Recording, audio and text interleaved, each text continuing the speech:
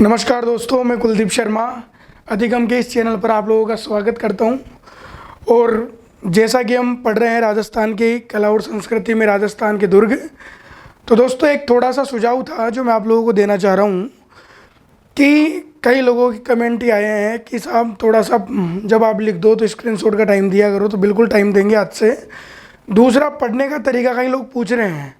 तो देखो दोस्तों, पढ़ने का तरीका तो ये रहता है कि जिस व्यक्ति की जैसी पर्सनैलिटी है, जैसा उसको बढ़िया तरीका लगता है पढ़ने में, उसको उसी तरीके से पढ़ना चाहिए।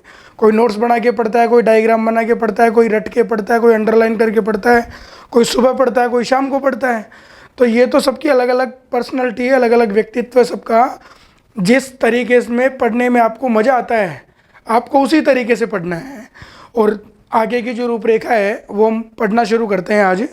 देखो, राजस्थान के जो दुर्ग थे उनमें हमने सबसे पहले पढ़ा कि राजस्थान में जून 2013 में 6 दुर्गों को यूनेस्को ने विश्व विरासत की सूची में शामिल किया। जिन 6 दुर्गों को शामिल किया उनमें 6 दुर्ग है: चित्तौड़गढ़, कुंभलगढ़, गागरोन, जैसलमेर, रणथंभौर और आमेर। रणथंभौर दुर्ग के बारे में शुरुआती जो मैटर था वो हमने पढ़ना शुरू किया। मैंने आपको बताया कि रणथंभौर दुर्ग सवाई माधोपुर में स्थित है। आकृति इसकी अंडाकार है। एरन दुर्ग और गिरिदुर्ग की श्रेणी में इसको पढ़ा जाता है। रणथंभौर दुर्ग के जो उपनाम है वो रणतपुर और हम्मीर देव चौहान की आन बान शान का प्रतीक इसे कहते हैं। एक उक्ति भी हमने पढ़ी कि रण लड़ियो रणनीति सु रणथल रणथंभौर हट राख्यो हम्मीर रोक कटकट कांगागूर। इसके निर्माण के बारे में हमने 2 शताब्दियाँ पढ़ी, 8वीं और 10वीं। महाराजा जयंत और रणथंभन देव, और सबसे सटीक जो बताया वो रणथंभन देव को बताया। आज हम रणथंभौर दुर्ग में जो आगे की रूपरेखा है वो हम पढ़ना शुरू करते हैं। और रणथंभौर दुर्ग में जो आगे की रूपरेखा है, जो आगे की पृष्ठभूमि है, उसे हम समझना शुरू करते हैं। तो देखिए दोस्तों, आज हम पढ़ेंगे कि रणथंभौर दुर्ग में कौन कौन से पर्यटन स्थल है, दर्शनीय स्थल है, उनके बारे में आज हम लोग चर्चा करेंगे। देखिए, एक संरचना बनाते हैं थोड़ी सी कि मान लो जैसे ये रणथंभौर दुर्ग है, ये हमारा कौन सा दुर्ग है? रणथंभौर। इस रणथंभौर दुर्ग में दोस्तों एक मंदिर बना हुआ है। रणथंभौर दुर्ग में एक मंदिर बना हुआ है, बड़ा फेमस मंदिर है, और वो मंदिर है त्रिनेत्र गणेश जी का मंदिर। त्रिनेत्र गणेश जी का मंदिर। इस रणथंभौर दुर्ग में एक मंदिर है और उस मंदिर का नाम है त्रिनेत्र गणेश जी का मंदिर। रणथंभौर दुर्ग में जो दर्शनीय स्थल हैं वो हमने शुरू कर दिए हैं आज। रणथंभौर दुर्ग में जो पहला प्रमुख मंदिर बना हुआ है वो मंदिर है त्रिनेत्र गणेश जी का मंदिर। आपने पढ़ा होगा कि त्रिनेत्र गणेश जी का मंदिर राजस्थान का सबसे प्राचीन गणेश मंदिर है। यहाँ पे गणेश जी का सबसे प्रसिद्ध मेला लगता है भाद्रपद शुक्ल चतुर्थी को। और एक परिपाटी है कि विवाह का जो प्रथम निमंत्रण है वो सर्वाधिक इसी दुर्ग में स्थित इस मंदिर में भेजा जाता है। अच्छा, गणेश जी के बारे में आप लोगों ने देखा है, पढ़ा है, सुना है, आपने देखा है। जैसे एक व्यवहारिक बात अगर हम करें तो राजस्थान में गणेश जी के वैसे 5-6 मंदिर प्रमुख है जिनकी ख्याति लोकप्रिय है। त्रिनेत्र गणेश जी का मंदिर है, मोती डोंगरी गणेश जी का मंदिर है, खड़े गणेश जी का मंदिर है, नाचना गणेश की मूर्ति है। वो जब हम मंदिर का टॉपिक पढ़ेंगे तो विस्तार से उनके बारे में हम चर्चा करेंगे। त्रिनेत्र गणेश जी के मंदिर की बात अगर आई गई, गणेश जी की बात अगर हम पढ़ ही रहे हैं, कोई आपसे पूछे, एक व्यवहारिक सा सामान्य सा प्रश्न है कि बताइए गणेश जी की जो सूंड होती है वो दाईं तरफ मुड़ी होती है, बाईं तरफ मुड़ी होती है? तो कई लोग अनुमान लगाना शुरू करते हैं। बचपन से गणेश जी की पूजा हमने की है, हमारे घर में गणेश जी की प्रतिमा विद्यमान है, लेकिन हमने कभी नोटिस किया नहीं। जयपुर के लोग, जयपुर में प्रमुख मंदिर है मोती डोंगरी गणेश जी का मंदिर। मंदिर में जाते हैं और जब मैं कक्षा में पढ़ाता हूँ तो उनसे पूछता हूँ, मैंने कहा बताओ रे भाई, गणेश जी की सूंड है दाईं तरफ मुड़ी हुई है, बाईं तरफ मुड़ी हुई है? तो कुछ लोग दाईं तरफ बताते हैं, कुछ लोग बाईं तरफ बताते हैं। कुछ लोगों का व्यक्तित्व कैसा है कि जैसे ही मंदिर में जाते हैं भगवान के सामने हाथ जोड़ के आंखें बंद कर लेते हैं कि ये प्रभु देखने थोड़ी आया हूँ, नहीं, परीक्षा में पास करवा दो, जितने का प्रसाद चढ़वाना है बता दो, चढ़ा देंगे। दूसरा, कई लोग जैसे मंदिर में पहुँचते हैं भगवान के सामने हाथ जोड़ के खड़े होते हैं तो भगवान को तो कम देखते हैं और पब्लिक को ज़्यादा देखते हैं कि कौन कौन आया हुआ है। कुछ लोग होते हैं जैसे मंदिर में पहुँचते हैं हाथ जोड़ के खड़े होते हैं तो उनको ऐसा लगता है कि जैसे उनके चप्पल जूते बाहर से कोई पहन के जा रहा है। तो कबीरा तेरे देश में भांति भांति के लोग हैं, सबकी अलग अलग विचारधारा है। ध्यान रहे, गणेश जी की जो सूंड है दोनों तरफ मुड़ी होती है, दाईं तरफ भी मुड़ी होती है, बाईं तरफ भी मुड़ी होती है। घर के लिए दाईं तरफ सूंड वाली जो गणेश जी है वो शुभ माने जाते हैं, ऐसी परिचर्चा है, ऐसा लोग कहते हैं। और जिन गणेश जी की सूंड बाईं तरफ मुड़ी होती है वो व्यापारिक दृष्टिकोण के हिसाब से प्रमुख माने जाते हैं। तो ये अलग अलग विचारधारा हैं लोगों की। तो गणेश जी की जो सूंड है दोनों तरफ मुड़ी हुई है। और राजस्थान का सबसे प्राचीन जो गणेश मंदिर है वो किस दुर्ग में स्थित है? रणथंभौर दुर्ग में स्थित है। आगे की बात करें तो इसी रणथंभौर दुर्ग में दोस्तों दो प्रमुख महल हैं जो परीक्षाओं में खूब पूछे गए थे पहले। एक महल है जिसका नाम है जोगी महल और एक महल है जिसका नाम है सुपारी महल। परीक्षा में खूब प्रश्न पूछे गए कि जोगी महल और सुपारी महल ये दोनों महल किस दुर्ग में स्थित हैं? तो रणथंभौर दुर्ग में। इसी रणथंभौर दुर्ग में दो प्रमुख महल और हैं जिनका नाम है, जिन्हें हम कहते हैं जोरा बोरा महल। जोरा बोरा महल। परीक्षा में प्रश्न पूछा जाता है कि जोरा बोरा जो महल है वो किस दुर्ग में स्थित है? तो रणथंभौर में। इस रणथंभौर से संबंधित ग्राम सेवक में बड़ा मुख्य प्रश्न पूछा गया। प्रश्न ये पूछा गया कि रणथंभौर दुर्ग में स्थित वह कौन सा महल है जिसके अंदर मंदिर भी है, मस्जिद भी है और गिरजाघर भी है। राजस्थान का एकमात्र ऐसा दुर्ग है रणथंभौर जिसके अंदर मंदिर भी है, मस्जिद भी है और गिरजाघर भी है। और वो जो महल है वो बड़ा मुख्य महल है और उस महल का नाम है बादल महल। क्या कहते हैं उसे? बादल महल। आप लोगों को ध्यान रहे कि बादल महल राजस्थान के कई दुर्गों में बने हुए हैं। नागौर दुर्ग में बादल महल बना हुआ है, कुंभलगढ़ दुर्ग में बादल महल बना हुआ है, रणथंभौर में बादल महल बना हुआ है। कुंभलगढ़ में जो बादल महल है उसी महल में महाराणा प्रताप का जन्म हुआ।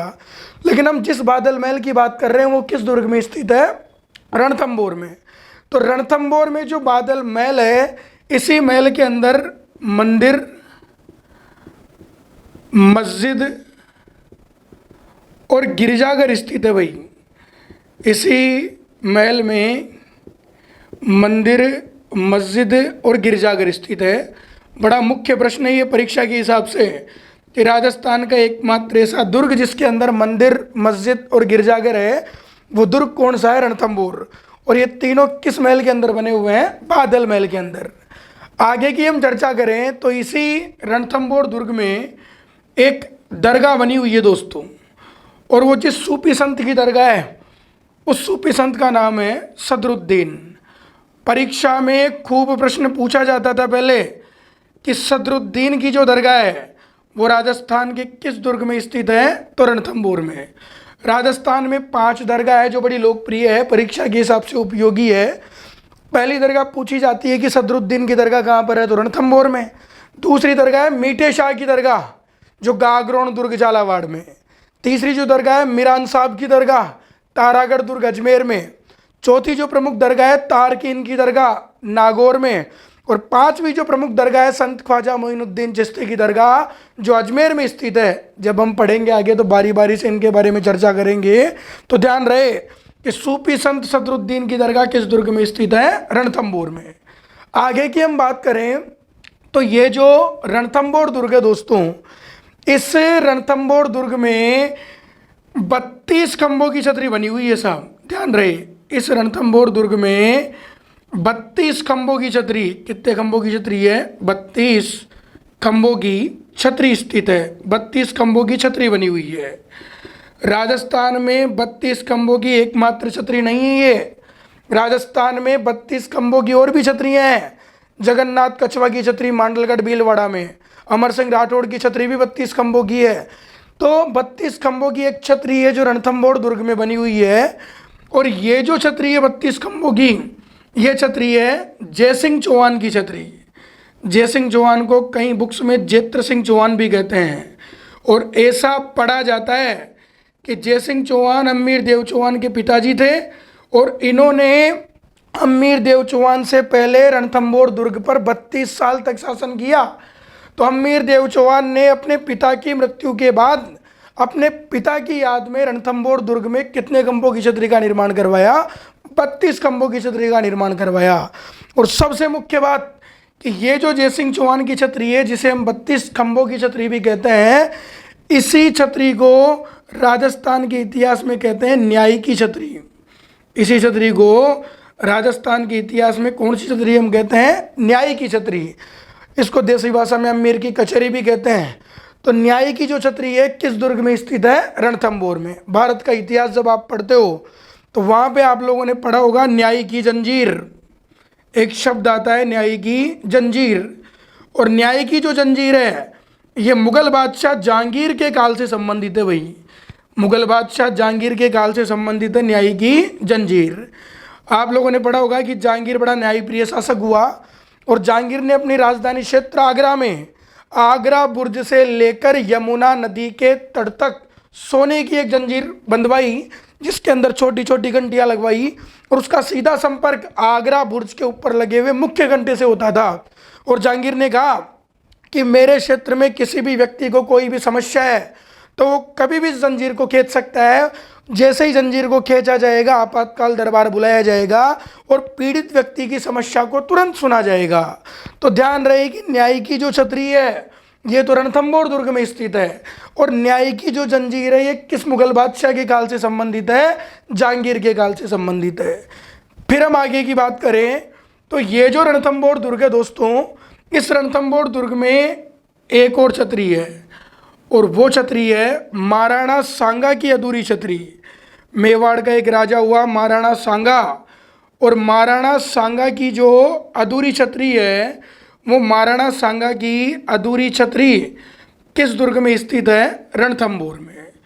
देखो महाराणा सांगा मेवाड़ के इतिहास के बड़े प्रतापी राजा हुए थे और महाराणा सांगा की अधूरी छतरी बनी हुई है रणथंभौर में। महाराणा सांगा अगर कभी आपने पढ़ा है तो ये पूरा प्रकरण आप लोगों के समझ में आ गया होगा कि महाराणा सांगा की जो छतरी है वो छतरी तो बनी हुई है मांडलगढ़ भीलवाड़ा में। महाराणा सांगा की जो अधूरी छतरी है वो बनी हुई है रणथंभौर दुर्ग में। और महाराणा सांगा का स्मारक या चबूतरा जो बना हुआ है वो बना हुआ है बसवा दौसा में। छोटी सी एक कहानी मैं आपको सुनाता हूँ जिससे ये मैटर क्लियर हो जाएगा। देखिए आपको पता है कि 17 मार्च 1527 को जब महाराणा सांगा ने बाबर से खानवा का युद्ध लड़ा तो युद्ध के दौरान महाराणा सांगा घायल हो गया और घायल होने के बाद महाराणा सांगा को युद्ध के मैदान से बाहर निकाल के सबसे पहले लाया गया बसवा। बसवा वर्तमान में पड़ता है दौसा में। बसवा में सांगा के जो घाव लगे हुए थे उनका उपचार करवाया गया लेकिन सांगा के स्वास्थ्य में कोई सुधार नहीं हुआ। तो बसवा से सांगा को ले जाया गया रणथंभौर। कहाँ ले जाया गया? रणथंभौर, क्योंकि दौसा के पास में सवाई माधोपुर स्थित है। तो बसवा से सीधा कहाँ ले जाया गया? रणथंभौर।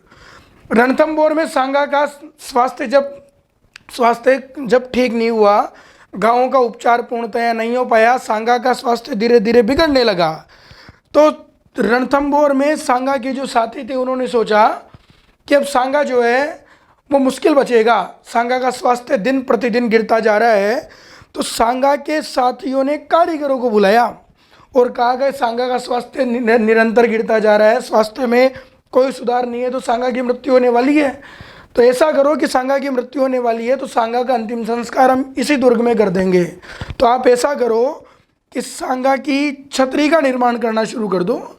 तो कारीगरों ने सांगा की छतरी का निर्माण करना शुरू कर दिया, इमारत का निर्माण करना शुरू किया। जब सांगा की छतरी का निर्माण काम रणथंभौर दुर्ग में उस दौरान किया जा रहा था तो उसी समय रणथंभौर दुर्ग में एक कवि आया जिसका नाम था जलनाथ चारण। क्या नाम था उसका? जलनाथ चारण।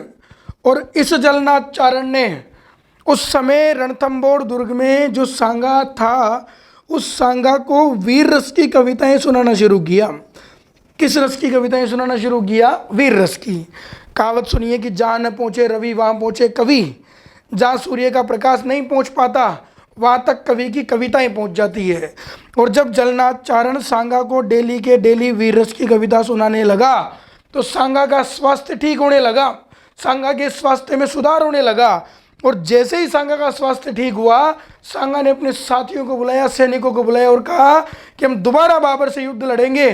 तो सैनिक तैयार नहीं थे, लेकिन महाराणा की बात को कौन नकार सकता है।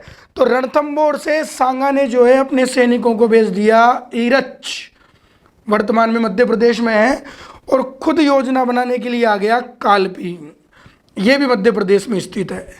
और जब कालपी में युद्ध लड़ा जाना था ईरच के मैदान में, सांगा योजना बना रहा था कालपी में।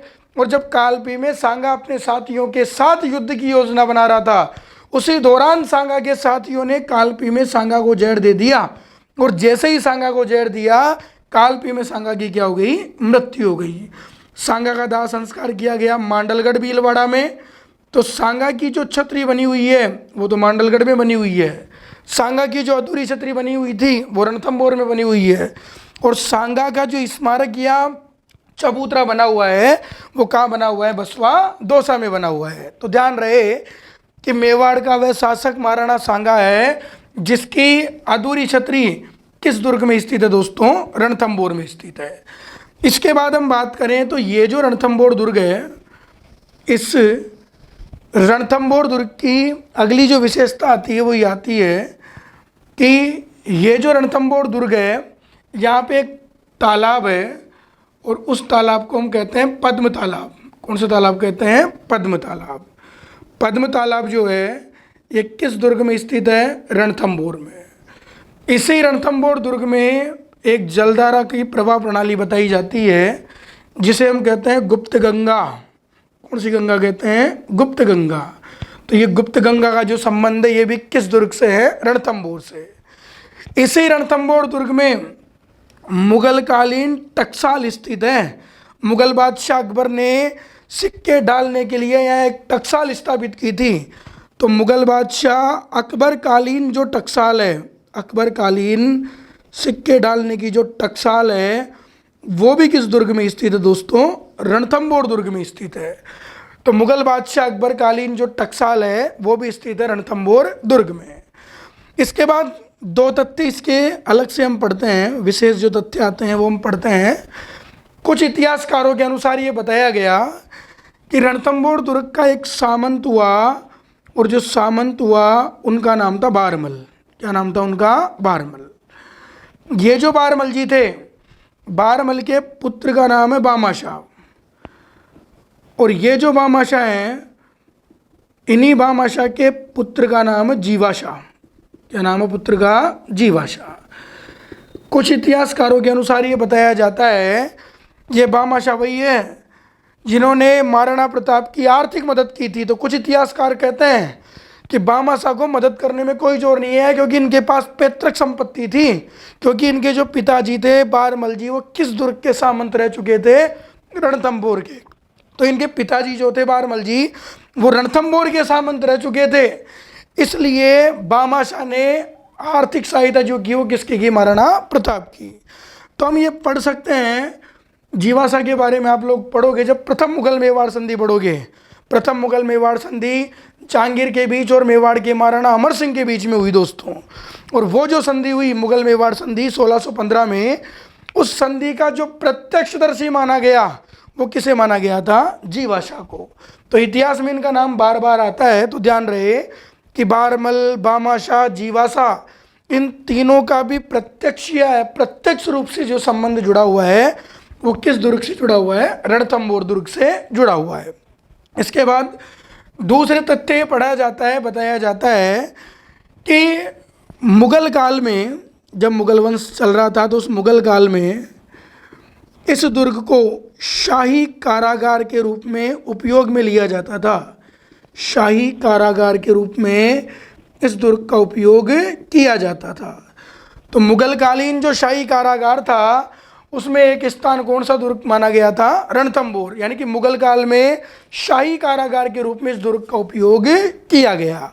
एक बार मैं वापस रिपीट करता हूँ किस तरीके से हमने पढ़ा कि देखो रणथंभौर दुर्ग में कौन कौन से महत्वपूर्ण जो दर्शनीय स्थल हैं उनकी हम चर्चा कर रहे थे। रणथंभौर दुर्ग में एक मंदिर है मुख्य जिसका नाम है त्रिनेत्र गणेश जी का मंदिर, राजस्थान का सबसे प्राचीन गणेश मंदिर। रणथंभौर दुर्ग में दो प्रमुख महल बने हुए हैं, जोगी महल और सुपारी महल। इसके अलावा जो दो महल है, जोरा बोरा महल जिसे हम कहते हैं। सबसे मुख्य प्रश्न आता है कि राजस्थान का एकमात्र ऐसा दुर्ग है जिसमें मंदिर, मस्जिद और गिरजाघर स्थित है, और ये किस महल के अंदर स्थित है, बादल महल के अंदर। इसी रणथंभौर दुर्ग में सूफी संत सदरुद्दीन की क्या स्थित है, दरगाह। इसी रणथंभौर दुर्ग में कितने खंभों की छतरी है, 32 खंभों की छतरी। जयसिंह या जैत्र सिंह चौहान की छतरी है और इसी छतरी को हम कहते हैं न्यायी की छतरी। न्यायी की छतरी रणथंभौर दुर्ग से संबंधित है और न्यायी की जंजीर मुगल बादशाह जहांगीर के काल से संबंधित है। इस रणथंभौर दुर्ग में महाराणा सांगा की अधूरी छतरी बनी हुई है। इस दुर्ग में पद्म तालाब स्थित है, गुप्त गंगा स्थित है, अकबरकालीन टकसाल स्थित है। यहाँ के सामंत हुए बारमल, जिनके पुत्र का नाम बामाशाह, इनके पुत्र का नाम जीवासा। तो इन तीनों का भी प्रत्यक्ष या अप्रत्यक्ष रूप से जो संबंध जुड़ा हुआ है वो किस दुर्ग के साथ जुड़ा हुआ है? रणथंभौर। और मुगल काल में शाही कारागार के रूप में इस दुर्ग का उपयोग किया जाता था।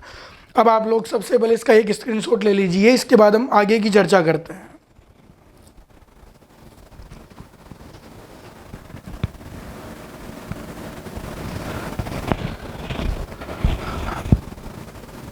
अब देखिए दोस्तों आगे कि रणथंभौर दुर्ग से संबंधित जो दर्शनीय स्थल थे वो हमने पढ़ना शुरू कर दिया। आगे की जो रूपरेखा है वो किस प्रकार से है, क्या बात है वो देखिए। सेकंड ग्रेड में एक प्रश्न पूछा गया था पहले कि नवलखा दरवाजा किस दुर्ग में स्थित है। अब दरवाजों की थोड़ी सी हम चर्चा करेंगे यहाँ पे, देखिए। और बड़े ध्यान से इस डायग्राम को आप लोगों को समझना है, क्योंकि राजस्थान में नवलखा के नाम से और भी कई चीज़ें हैं जो अलग अलग जगह स्थित है। देखिए, ऐसा कहा जाता है, ऐसा पढ़ा जाता है कि एक दरवाज़ा है नवलखा दरवाज़ा, और ये जो नवलखा दरवाज़ा है ये रणथंभौर दुर्ग का मुख्य दरवाज़ा माना जाता है, प्रमुख दरवाज़ा। रणथंभौर दुर्ग का सबसे प्रमुख जो दरवाज़ा है वो कौन सा माना जाता है? नवलखा दरवाज़ा। सेकंड ग्रेड में पूछा गया प्रश्न ये पहले। और ये नवलखा दरवाज़ा मुख्य दरवाज़ा किस दुर्ग का है? रणथंभौर का। तो रणथंभौर दुर्ग का जो मुख्य दरवाज़ा है वो है दोस्तों नवलखा दरवाज़ा। इस रणथंभौर दुर्ग की दूसरी बात अगर हम करें तो दरवाज़ों की दूसरी बात ये आती है कि रणथंभौर दुर्ग में 3 दरवाज़ों का जो समूह है, 3 दरवाजे एक साथ हैं, उनका जो समूह है 3 दरवाज़ों का समूह। ये जो रणथंभौर दुर्ग में 3 दरवाज़ों का जो अन्य समूह है, उन 3 दरवाज़ों के समूह को 3 नामों से जाना जाता है। कितने नामों से जाना जाता है? 3 नामों से। 3 दरवाज़ों का समूह है, इसे एक तो कहते हैं तोरण द्वार। क्या कहते हैं? तो इसे तोरण द्वार। दूसरा जो इसे हम कहते हैं वो कहते हैं त्रिपोलिया दरवाज़ा। त्रिपोलिया दरवाज़ा। एक त्रिपोलिया शब्द जयपुर रियासत से भी संबंधित है, वो अलग है, त्रिपोलिया दरवाज़ा। और एक इसे कहते हैं अंधेरी दरवाज़ा। अंधेरी दरवाज़ा। रणथंभौर दुर्ग में 3 दरवाज़ों का जो समूह है, जो नवलखा दरवाजे के अलावा है, उन 3 दरवाज़ों के समूह को 3 नामों से जानते हैं, तोरण द्वार, त्रिपोलिया दरवाज़ा, अंधेरी दरवाज़ा। 3 नाम क्यों पड़े वो भी समझो। ये जो रणथंभौर में 3 प्रमुख दरवाजे हैं, इन तीनों दरवाज़ों का जो समूह है उसे जब चौहान वंश चल रहा था, चौहान वंश के राजाओं ने जब रणथंभौर पर अधिकार कर रखा था, तो चौहान वंश के समकालीन इन 3 दरवाज़ों का जो समूह था उसे तो कहा गया तोरण द्वार। क्या कहा गया उनको उस समय? तोरण द्वार। त्रिपोलिया दरवाज़ा जब कछवा वंश के राजाओं ने अल्पकाल के लिए इस किले पर अधिकार किया, तो कछवा राजाओं के समकालीन इन 3 दरवाज़ों का समूह क्या कहलाया? त्रिपोलिया दरवाज़ा। और जब मुस्लिम शासकों ने इस रणथंभौर के किले पर अधिकार किया, शासन किया, तो मुस्लिम शासकों के समकालीन ये जो 3 दरवाज़ों का समूह था ये कहलाया दोस्तों अंधेरी दरवाज़ा। तो 3 दरवाज़ों का समूह चौहान वंश के समकालीन तो कहलाया तोरण द्वार, कछवा वंश के समकालीन इसको कहा गया त्रिपोलिया दरवाज़ा, और मुस्लिम शासकों के समकालीन इसको कहा गया अंधेरी दरवाज़ा। तो नवलखा दरवाज़ा रणथंभौर का सबसे मुख्य दरवाज़ा है। और अब नवलखा की बात आई गई तो ध्यान से सुनना है आपको और समझना भी है। देखिए, राजस्थान में वैसे तो नवलखा के नाम से कई चीज़ें हैं जो अलग अलग जगह विद्यमान हैं, लेकिन जो लोकप्रिय नवलखा के नाम से विषय वस्तु है उनको एक एक करके हम पढ़ते हैं। देखिए, एक आता है नवलखा बुर्ज। एक क्या आता है? नवलखा बुर्ज। एक है दोस्तों राजस्थान में नवलखा भंडार। नवलखा भंडार। एक है दोस्तों राजस्थान में नवलखा मंदिर, नवलखा मंदिर। एक है दोस्तों राजस्थान में नवलखा बावड़ी, नवलखा बावड़ी। एक है दोस्तों राजस्थान में नवलखा झील, नवलखा झील। एक है राजस्थान में दोस्तों नवलखा किला, नवलखा किला।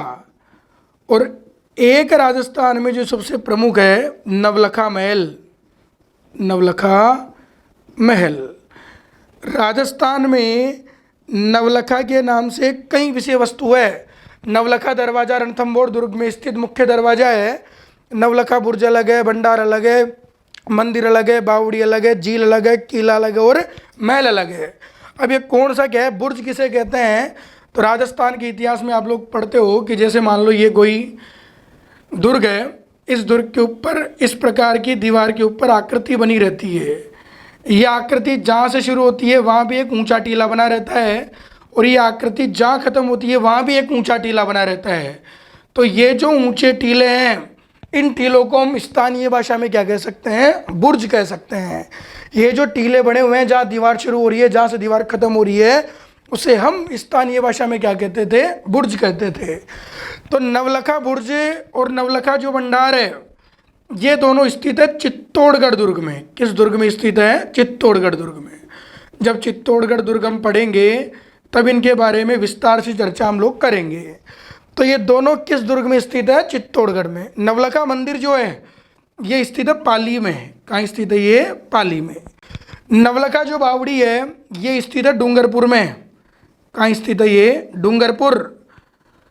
नवलखा जो झील है ये स्थित है बूंदी में। नवलखा झील कहाँ पर है? बूंदी में। नवलखा जो किला है ये स्थित है झालावाड़ में। कहाँ स्थित है? ये झालावाड़। पटवारी के एग्जाम में प्रश्न पूछा गया था कि राजस्थान का वह कौन सा क्षेत्र है जहाँ पर काष्ठ महल स्थित है। काष्ठ का मतलब लकड़ी और महल का मतलब महल। काष्ठ महल लकड़ी का जो महल है राजस्थान में कहाँ स्थित है? तो इसका भी आंसर क्या था? झालावाड़। तो नवलखा किला झालावाड़ और काष्ठ महल भी कहाँ पर है? झालावाड़। काष्ठ की बात करें तो एक प्रश्न ये भी आता है कि राजस्थान में एक काष्ठ महल है तो एक राजस्थान में काष्ठ मंदिर है, लकड़ी का मंदिर, जहाँ पर मूर्ति से लेकर इमारत तक लकड़ी की बनी हुई है। और काष्ठ मंदिर है बीनमाल जालोर में। कहाँ स्थित है? ये बीनमाल जालोर में स्थित है साहब। इसके अलावा काष्ठ महल है, काष्ठ मंदिर है, एक हस्तकला में आती है काष्ठ कला। और काष्ठ कला जो फेमस है राजस्थान में, ये फेमस है बस्सी चित्तौड़गढ़ की। कहाँ की फेमस है? ये बस्सी चित्तौड़गढ़ की फेमस है साहब। तो काष्ठ महल अलग है, काष्ठ मंदिर अलग है, काष्ठ कला अलग है। इसके बाद बात करें तो नवलखा महल सबसे मुख्य है। नवलखा महल स्थित है उदयपुर में। कहाँ स्थित है? ये उदयपुर में।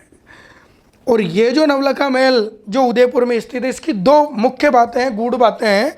पहली बात, ये जो नवलखा महल है इसमें एक बाग लगा हुआ है, गुलाब बाग। कौन सा बाग लगा हुआ है? गुलाब बाग। देखो राजस्थान में गुलाब की खेती तो मुख्यतया दो जगह की जाती है, एक तो पुष्कर अजमेर में और एक खमनोर राजसंबंध में। लेकिन जो गुलाब बाग है वो किस महल में स्थित है? नवलखा महल में। और नवलखा महल में ये जो गुलाब बाग है इसके बारे में ये पढ़ा जाता है कि इसी गुलाब बाग में रहकर स्वामी दयानंद सरस्वती ने, स्वामी दयानंद सरस्वती ने अपनी पुस्तक सत्यार्थ प्रकाश, स्वामी जी ने एक पुस्तक लिखी थी सत्यार्थ प्रकाश, जो इन्होंने हिंदी भाषा में लिखी। तो स्वामी दयानंद सरस्वती ने इस बाग में बैठकर अपनी पुस्तक सत्यार्थ प्रकाश का अधिकांश लेखन कार्य किया था साहब। अधिकांश क्या किया था? लेखन कार्य संपन्न किया था। जब हम पढ़ेंगे राजस्थान में आंदोलन तो स्वामी जी का योगदान भी पढ़ेंगे कि स्वामी जी ने किस प्रकार से लोगों में जनजागृति लाने के लिए काम किए थे। तो गुलाब बाग में स्वामी दयानंद सरस्वती ने अपनी पुस्तक सत्यार्थ प्रकाश का अधिकांश लेखन कार्य संपन्न किया। इसी नवलखा महल में एक तलाई है जिसका नाम दूध तलाई। कौन सी तलाई है? दूध तलाई। तो दूध तलाई जो स्थित है वो भी किस महल में स्थित है? नवलखा महल में। ध्यान रहे, एक तो दूध तलाई है और एक राजस्थान में दूध बावड़ी। और राजस्थान में जो दूध बावड़ी है ये माउंट आबू में स्थित है, माउंट आबू सिरोही में। दूध तलाई उदयपुर में स्थित है, तो दूध बावड़ी माउंट आबू सिरोही में स्थित है। एक बार वापस में रिपीट करता हूँ, देखिए रणथंभौर दुर्ग का जो मुख्य दरवाजा है उसका नाम क्या है? नवलखा दरवाजा। सेकंड ग्रेड में प्रश्न आया था कि नवलखा दरवाजा किस दुर्ग में है? तो रणथंभौर में है। रणथंभौर दुर्ग में 3 दरवाजों का एक समूह है, जिसे चौहान वंश के समकालीन तो कहा जाता था तोरण द्वार, कछवा वंश के समकालीन कहा गया त्रिपोलिया दरवाजा, और मुस्लिम शासकों ने इसको नाम दिया था अंधेरी दरवाजा। नवलखा के नाम से राजस्थान में और भी कई चीज़ें हैं। नवलखा बुर्ज और भंडार स्थित है चित्तौड़गढ़ में, मंदिर है पाली में, बावड़ी डूंगरपुर में, झील बूंदी में, और किला है झालावाड़ में। और इसी झालावाड़ में एक महल बना हुआ है काष्ठ महल। काष्ठ महल झालावाड़ में है, तो काष्ठ मंदिर बीनमाल जालोर में। काष्ठ कला बस्सी चित्तौड़गढ़ की फेमस है। सबसे मुख्य है नवलखा महल जो उदयपुर में है। और नवलखा महल के बारे में 2 बात। पहली बात, नवलखा महल में जो गुलाब बाग बना हुआ है उसी में बैठकर स्वामी जी ने अपनी पुस्तक सत्यार्थ प्रकाश का अधिकांश लेखन कार्य संपन्न किया। और इसी नवलखा महल में क्या स्थित है? दूध तलाई। तो दूध तलाई तो उदयपुर में, और दूध बावड़ी कहाँ पर है? माउंट आबू सिरोही में। इसका भी स्क्रीनशॉट ले लीजिए आप लोग।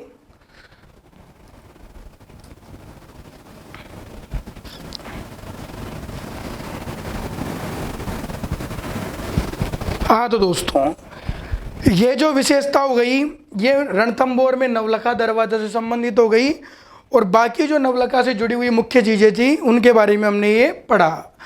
अब आगे की बात करते हैं रणथंभौर दुर्ग से जो जुड़ी हुई बातें हैं। देखिए दोस्तों, रणथंभौर दुर्ग के बारे में कई इतिहासकारों ने कुछ कथन कहे हैं साहब।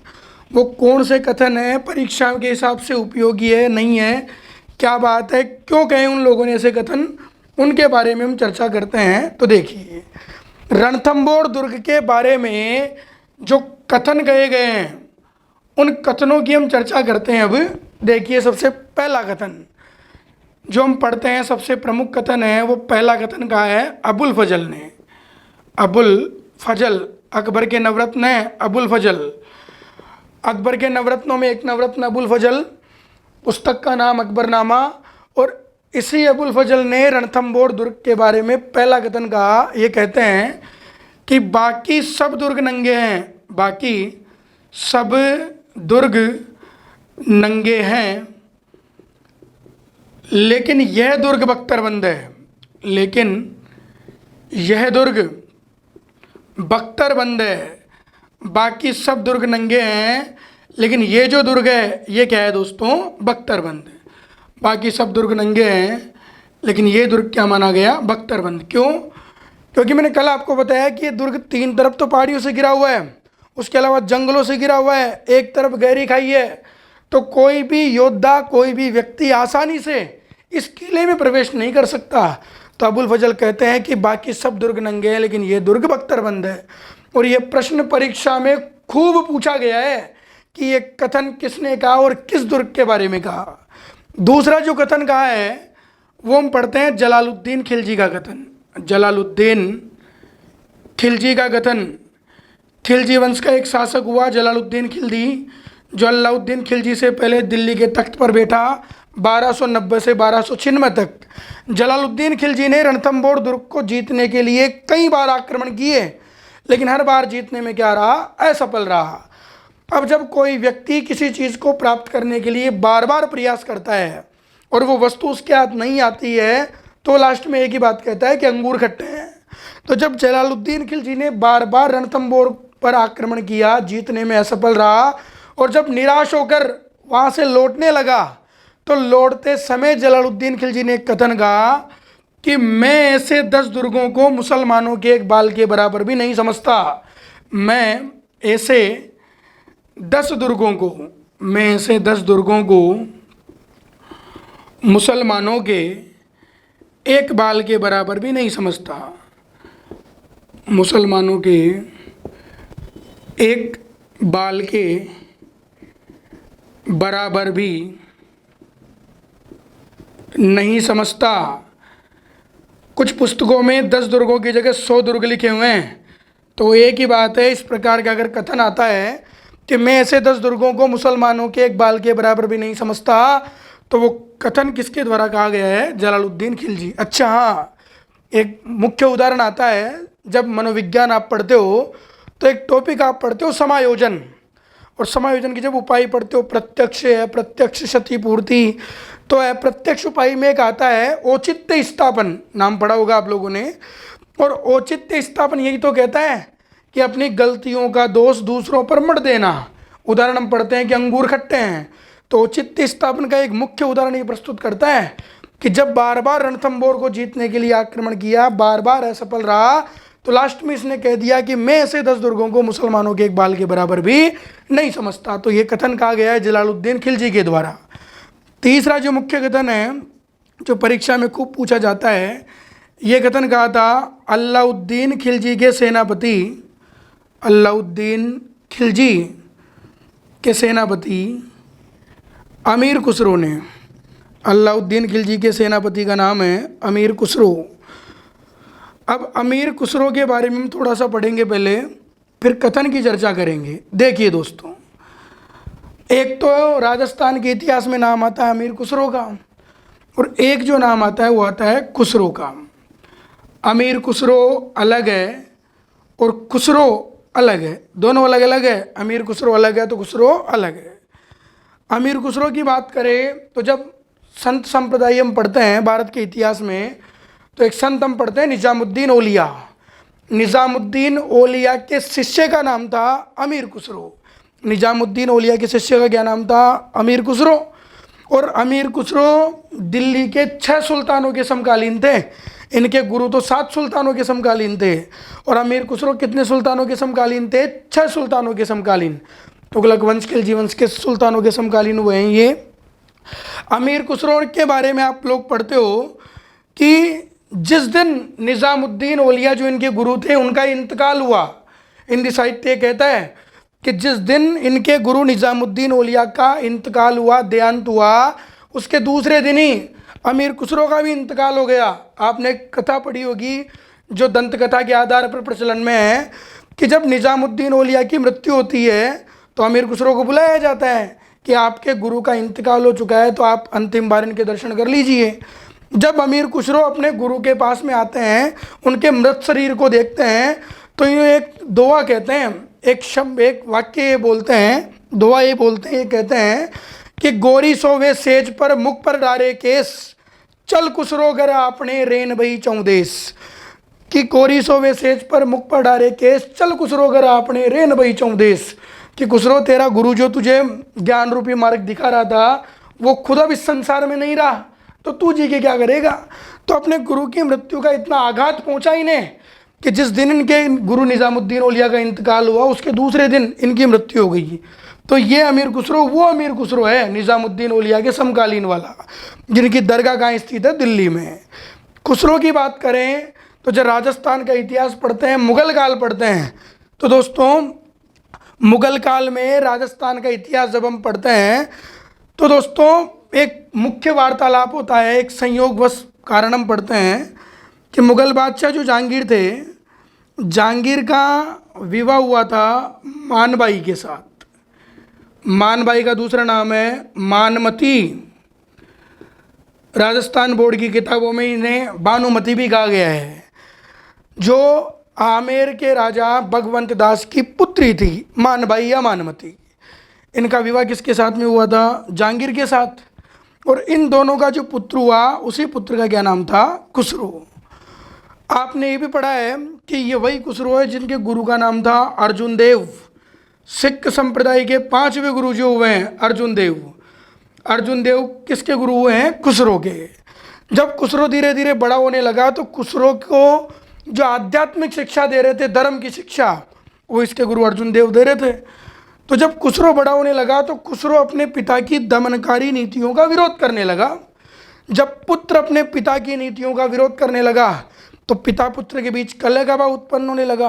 और टेंशन में कौन आ गई? मानबाई। मानबाई ने अपने पुत्र को समझाया कि तू मान जा मान जा मान जा। नहीं माना साहब। अब 2 तथ्य आते हैं यहाँ पे, एक तो भारत के इतिहास के अनुसार और एक राजस्थान के इतिहास के अनुसार। भारत का इतिहास तो ये कहता है कि जहांगीर ने बाद में अर्जुन देव को और खुसरो को मरवा दिया था। ठीक है, अर्जुन देव को भी मरवा दिया था और किसको मरवा दिया था? खुसरो को। लेकिन राजस्थान का इतिहास कहता है कि मानबाई ने पहले तो अपने पुत्र खुसरो की हत्या की और फिर खुद ने आत्महत्या कर ली। तो भारत के इतिहास के अनुसार अलग अवधारणा है, राजस्थान के इतिहास के अनुसार जो है अलग अवधारणा है। हमें ध्यान केवल ये रखना है कि अमीर खुसरो अलग है और खुसरो जो है वो अलग है। तो अलाउद्दीन खिलजी का जो सेनापति है अमीर खुसरो, इन्होंने रणथंभौर दुर्ग के बारे में जो कथन कहा है उस कथन को हम पढ़ते हैं। मैं आपको पढ़ाऊंगा भी आगे कि जब 1301 में अलाउद्दीन खिलजी ने रणथंभौर के किले पर अधिकार कर लिया तो उस दौरान अमीर खुसरो ने एक कथन कहा। इसने कहा कि आज कुफ्र का गढ़, आज कुफ्र का गढ़ इस्लाम का गढ़ हो गया। आज कुफ्र का गढ़ काहे का गढ़ हो गया? इस्लाम का गढ़ हो गया। देखो दोस्तों, कुफ्र जो शब्द है यहाँ पे, इस कुफ्र को हम काफिर भी कह सकते हैं, शत्रु भी कह सकते हैं। और मुस्लिम शासकों के जो शत्रु हैं वो हिंदू शासक है, राजपूत शासक है। यानी कि धर्म परिवर्तन के क्षेत्र में इस कुफ्र शब्द का प्रयोग यहाँ पर किया गया है। अमीर खुसरो कहना चाह रहा है कि जो रणथंभौर दुर्ग पहले शत्रुओं की, इनके अनुसार जो शत्रु है चौहान राजपूत, उनके बारे में कह रहा है कि रणथंभौर दुर्ग जो पहले राजपूतों की, हिंदुओं की, चौहानों की आन बान शान का प्रतीक था, आज उस किले पर अलाउद्दीन खिलजी ने अधिकार कर लिया तो आज कुफ्र का गढ़ किसका गढ़ हो गया? इस्लाम का गढ़ हो गया। इससे मिलता जुलता कथन एक और आता है राजस्थान के इतिहास में कि आज कुफ्र का दरवाजा टूट गया अर्थात मेरा धर्म विरोधी मर गया। ये कथन औरंगजेब ने कहा था मारवाड़ के महाराजा जसवंत सिंह के मरने पर। तो आज कुफ्र का गढ़ इस्लाम का गढ़ हो गया। यह कथन अलाउद्दीन खिलजी के सेनापति अमीर खुसरो ने कहा है। और यह कथन किस दुर्ग से संबंध रखता है? रणथंभौर से। तो रणथंभौर के बारे में 3 प्रमुख कथन पढ़े जाते हैं कि बाकी सब दुर्ग नंगे हैं लेकिन यह दुर्ग बख्तरबंद है। किसने कहा? अबुल फजल ने। मैं ऐसे 10 दुर्गों को मुसलमानों के एक बाल के बराबर भी नहीं समझता। किसने कहा? जलालुद्दीन खिलजी ने। और आज कुफ्र का गढ़ इस्लाम का गढ़ हो गया, ये कथन कहा अलाउद्दीन खिलजी के सेनापति अमीर खुसरो ने। जब भी ये कथन पूछा गया है तो अमीर खुसरो ऑप्शन में ही नहीं आया। अब जब अमीर खुसरो ऑप्शन में नहीं आएगा तो इस कथन का राइट आंसर क्या माना जाएगा? अलाउद्दीन खिलजी। लेकिन ये कथन कहा किसने है? अमीर खुसरो ने। इसका भी स्क्रीनशॉट ले लीजिए आप लोग।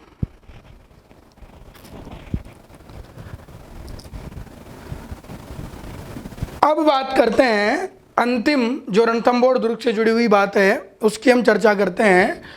और वो जो बात है उसे भी आप लोगों को बड़े ध्यान से समझना है। देखिए दोस्तों, जब पहली क्लास हमने स्थापत्य कला की शुरू की तो मैंने आपको बताया था केसरिया, जोवर, शाखा, अर्धशाखा। तो उसी को ध्यान में रखते हुए इस प्रकरण को पढ़ते हैं आगे। देखिए, पढ़ा जाता है कि राजस्थान का जो प्रथम शाखा हुआ है, राजस्थान का जो प्रथम शाखा हुआ है, जो पहला शाखा माना जाता है वो माना जाता है 1301 में। और ये पहला शाखा किस दुर्ग में हुआ है? रणथंभौर में। राजस्थान का पहला शाखा हुआ 1301 में और ये शाखा किस दुर्ग में हुआ है? रणथंभौर दुर्ग में। बात करते हैं हम इसके बारे में। देखो, ये रणथंभौर दुर्ग में जब शाखा हुआ तो उस समय यहाँ के जो शासक थे वो थे हम्मीर देव चौहान। रणथंभौर के राजा कौन थे उस समय? हम्मीर देव चौहान।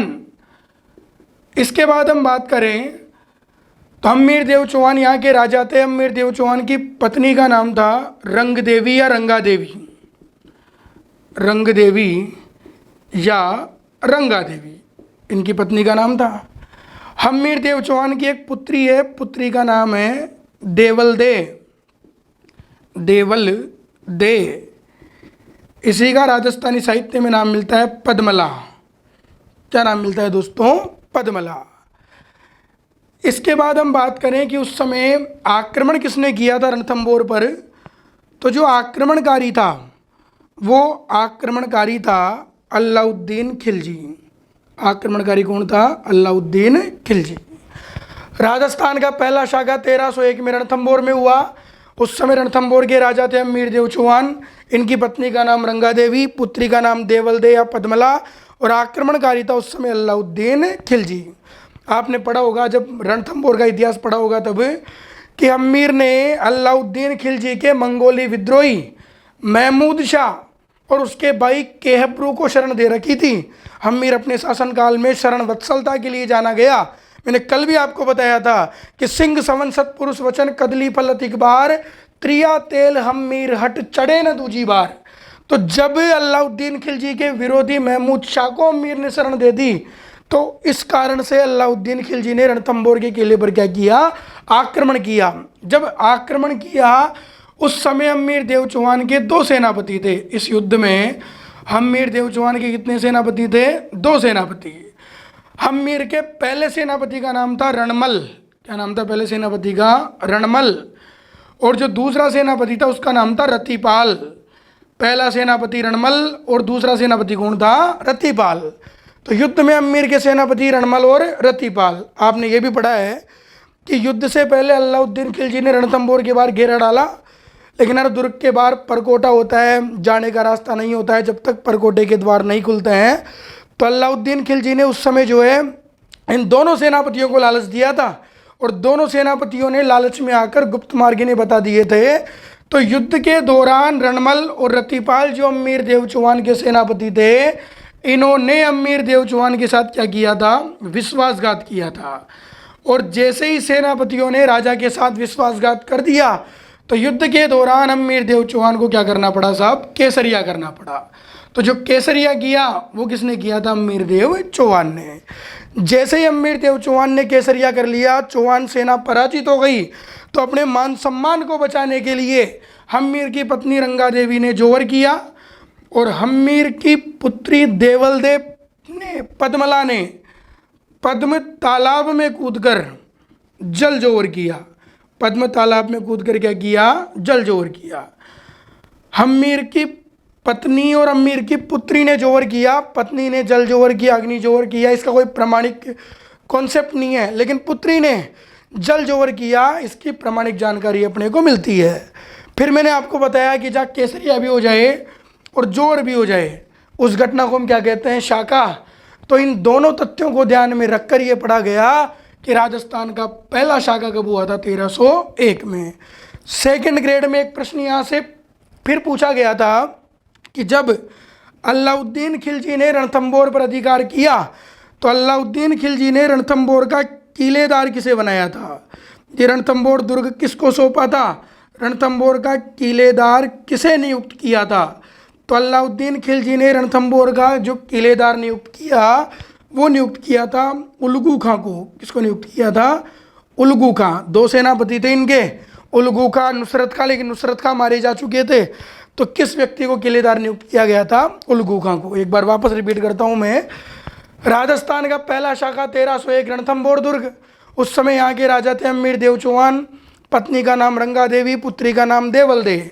आक्रमण किया था अलाउद्दीन खिलजी ने। युद्ध के दौरान अमीर के सेनापति रणमल रतिपाल ने अमीर के साथ क्या किया, विश्वासघात। तो अमीर देव चौहान ने क्या किया, केसरिया। पुत्री और पत्नी ने क्या किया, जोहर किया। केसरिया हो गया, जोहर हो गया, तो क्या कहलाएगा, साका। और अलाउद्दीन खिलजी ने युद्ध को जीतने के बाद में रणथंभौर का किलेदार जिस व्यक्ति को नियुक्त किया था, उसका क्या नाम था, उलगू खां। तो दोस्तों, ये राजस्थान का पहला शाका है। इसे हम राजस्थान का पहला जोहर भी कह सकते हैं, पहला जल जोहर भी कह सकते हैं। तो ये जो मेथड था, ये जो कॉन्सेप्ट था, ये हमारा कॉन्सेप्ट था दोस्तों रणथंभौर दुर्ग से जुड़ा हुआ। तो दुर्गों की श्रृंखला में सबसे पहला दुर्ग जो हमने पढ़ा है, वो दुर्ग हमने पढ़ा है रणथंभौर दुर्ग। इससे आगे का जो दुर्ग है, आगे की जो परिकल्पना है, 6 दुर्गों के बारे में अपने को पढ़ना है, जिनको यूनेस्को ने विश्व विरासत में शामिल कर रखा है। उन 6 दुर्गों में से एक दुर्ग हमने पढ़ लिया, रणथंभौर। कल हम नया दुर्ग दूसरा शुरू करेंगे, चित्तौड़गढ़ दुर्ग। चित्तौड़ का इतिहास भी बड़ा वर्णित है। गढ़ तो चित्तौड़गढ़, बाकी सब गढ़ैया। ओ गढ़ नीचो किम झुके, ऊंचो जस गिरवास, हर जाटे जोवर जटे हर बाटे इतिहास। तो आगे की जो रूपरेखा है, दूसरा जो दुर्ग हम पढ़ेंगे, वो कल हम शुरू करेंगे, चित्तौड़गढ़ दुर्ग। तो आप सभी लोग ऑनलाइन क्लासेस को यथासमय पढ़ते रहिए, घर पर रहिए, सुरक्षित रहिए। और जो भी व्यवस्थाएं आपके सामाजिक परिवेश की सरकार के द्वारा जो दिशा निर्देशित आदेश है उनका आप लोग पालन करते रहिए। जय हिंद, जय भारत।